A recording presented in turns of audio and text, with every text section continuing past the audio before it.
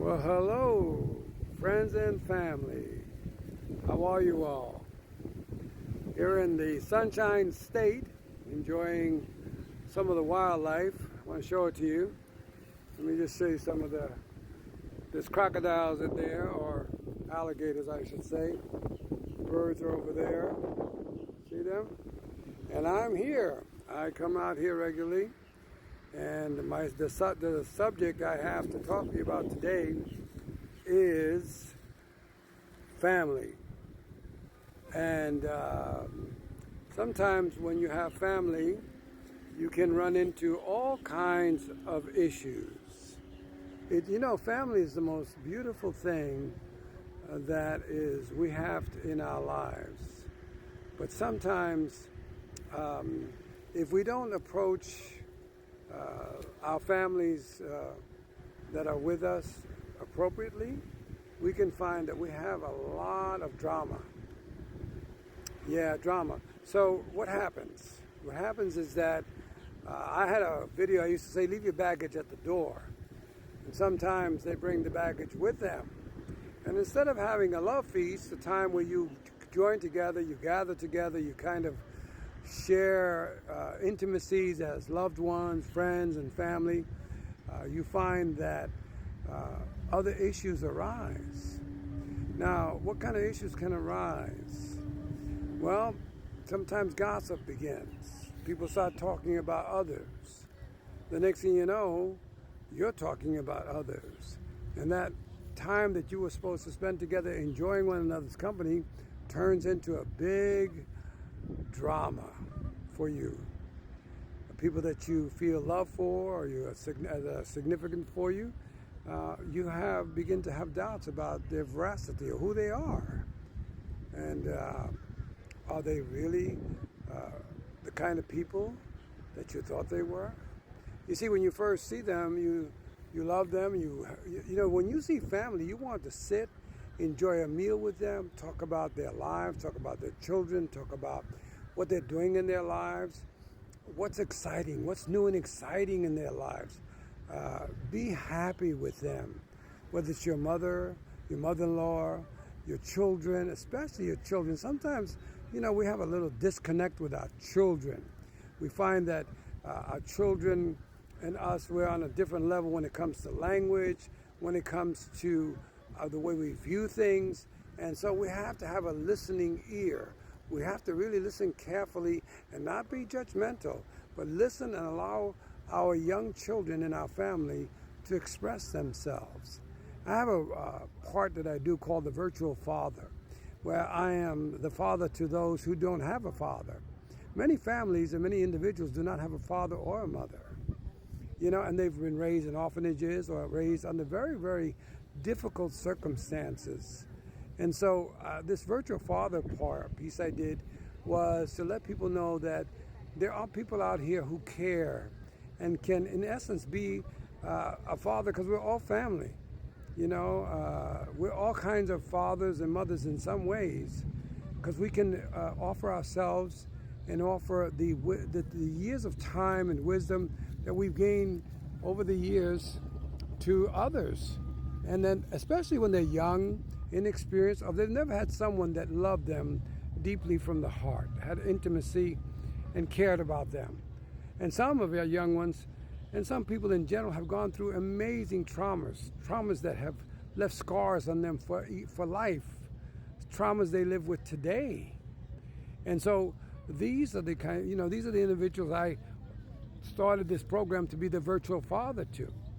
And in being a virtual father, I wanted to just let them know that, what is a father? Father is someone who loves another person, a child, or a loved one in their life.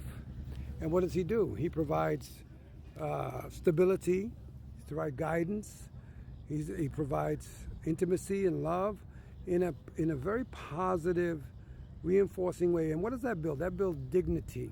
That builds self-esteem. That makes a person unafraid to take risk. In other words, they'll climb mountains and have no fears. When a person has great stability, their self-esteem is so high And that's why it's so important that when you're being raised, that you be given the correct information, because it will help you, it will allow you to be the best you can be. You won't be afraid of swimming anywhere. You shouldn't do bungee jumps, but you wouldn't be afraid of jumping out of airplanes with parachutes or jumping bungee jumps, anything like that, because you'll feel a sense of security, a sense of peace, a sense of calm, and a sense of well-being. That's what you want. And so family, that's what we want to instill in those whom we love and we come across. We want to share, because they say within 3 feet you emanate an aura. You emanate a frequency that others pick up on. And you know what I'm talking about. When they pick up on it, excuse me, they know whether you care, or they may not care for you, or you may not care for them, because you just sense something, right? Whether they're bad, in your eyes good, or whatever you're feeling, right? So the idea is that when you come across any individuals, you want them to feel this sense of love, sense of warmth, this sense of caring, this sense of well-being, okay? So that's what you want.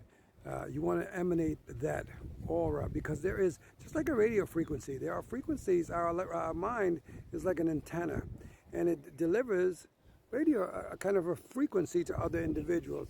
You know, sometimes you come in contact with people, you immediately say, oh man, I love that person. You know, I just want to spend more time with them. And they're full of zest and zeal and love and life. And you just want to spend all this time with them, you know, and because they make you feel good. And what do we want to do? We want to feel good. We want to feel good about ourselves. And others can make us feel that way. Others can help us to feel that way. Oh, there they go. Somebody's crying here. Birds and the thing. I'm near a seaport, and the airplane facility that airplanes are constantly coming and going, called Seaplane City. So what I wanted to tell you was that when family comes, the best thing is to accept family on their own terms. Don't try to change them. You know, it's hard enough to change ourselves. So how are we going to change other people? We got to accept people for who they are, and as long as they don't bring violence or things into your environment that are really going to make for drama. But if they're there just to enjoy, now, if for example the person that goes to your house and gets sloppy drunk, and then starts to create all this drama, now that's the kind of person, you know, it's difficult. It can be very difficult, because then they don't know how they are. But you see them, and then they let their hair down too long to the ground, perhaps. And so that is something that can be distracting. Hey! And so what we want to do is, this is where my son got married. One of my sons got married here. Beautiful facility off the water. We want to do is to engage individuals in a pleasant environment and with, you know, joy and happiness, and be that person that's probably missing in their life, that cousin, that brother, that mother, that father. Maybe they lost loved one in death. You know, people are losing loved ones in death, and that's painful. That doesn't go away. It stays with you. I was talking to a lady the other day, and she started to just cry. And so I tried to comfort her, yes. And so this is the Wisdom of Oz. I have some of these shorts for you. They're about 10 minutes long, and they're designed to give you some information, some life information, some wisdom, perhaps give you some thoughts you've never heard before.